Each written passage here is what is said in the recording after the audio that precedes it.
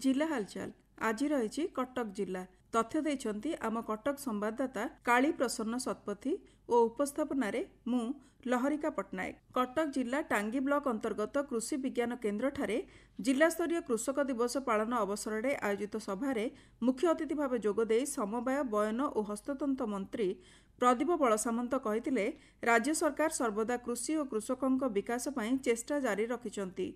अक्षय तृतीया सह चाष कार्यर गभीर संपर्क रही।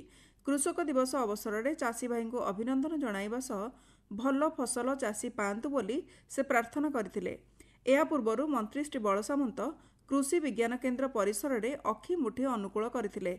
से कहिथिले आम कृषि संस्कृति कृषि अर्थनीति और प्रगतिर मूल भित्ति यह आम अर्थनैतिक प्रगतिर दिवस प्रति ओडियावासी आज दिन हूँ स्वप्न और संकल्पर दिवस अनुकूल कार्य करिवार दिवस आगामी कृषि वर्ष आज प्रकृति माता को पूजा विधि करी चाष कार्य आज आरंभ हुए से कृषि प्रधान राज्य ओडिशा रे यही दिन थाए अनेक प्रतीक्षा तेणु ये अक्षय तृतीया पर्व सह आमर कृषि संस्कृतिर गभीर संपर्क रही।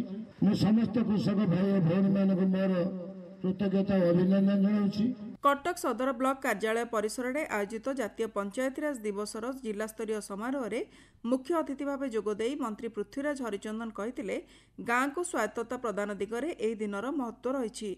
गाँर विकास पई पूर्वतन प्रधानमंत्री अटल बिहारी वाजपेयी जो कार्यक्रम आरंभ करथिले प्रधानमंत्री नरेंद्र मोदी ताहाको पूरण करने पथरे आगे चली।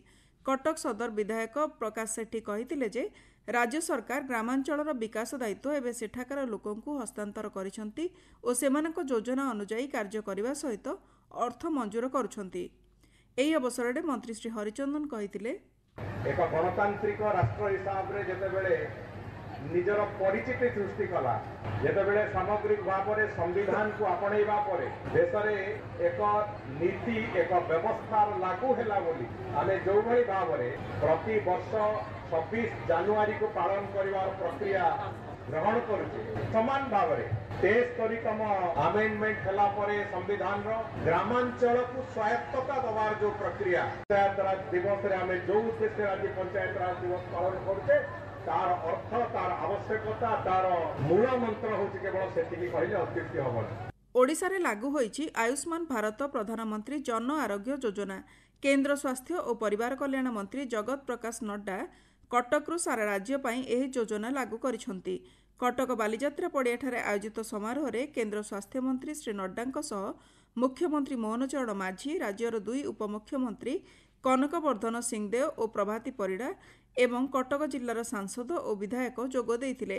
आयुष्मान भारत प्रधानमंत्री जन आरोग्य योजना गोपबंधु आरोग्य योजना रे राज्यर 1,03,00,000 परिवार 3,46,00,000 सदस्य सामिल होई मागणा चिकित्सा सेवा पाइबे। देशर 29,000 रु अधिक सरकारी और पंजीकृत घरोई हस्पिटाल रे एही चिकित्सा सेवा उपलब्ध हेबो। केंद्र स्वास्थ्य मंत्री श्री नड्डा सरदार वल्लभ भाई पटेल स्नातकोत्तर शिशु चिकित्सा प्रतिष्ठानर 7 महला विशिष्ट बहुविध उपयोगी चिकित्सालय और छात्रावासर मध्य उद्घाटन करिसंती। 152 कोटी 9 लाख टंका व्यय कटक सरदार वल्लभ भाई पटेल स्नातकोत्तर शिशु चिकित्सा प्रतिष्ठान कटक कैंपस रे एही मल्टी यूटिलिटी हॉस्पिटल कॉम्प्लेक्स एवं रेसिडेंट डाक्तर मानक हॉस्टेल निर्माण करा जायछि। एहा द्वारा शिशु भवनर शଯ୍या क्षमता 422 रु 846 को वृद्धि पाइबो जेउथिरे 140 आईसीयू बेड मागणा औषध बंटन पई 4 औषध वितरण केन्द्र शिशु चिकित्सा पई 10 ओपीडी प्रकोष्ठ एवं शिशु सर्जरी पई 4 प्रकोष्ठ रही। एठारे निर्मित हॉस्टेल रे 180 जन रेसिडेंट डाक्तर को स्थानित करिबारे सक्षम हेबो। मुख्यमंत्री द्वारा अंत्योदय गृह योजना शुभारंभ राज्य स्तरीय कार्यक्रम अवसर में कटक ठारे जिला स्तरीय कार्यक्रम आयोजित हो जायछि।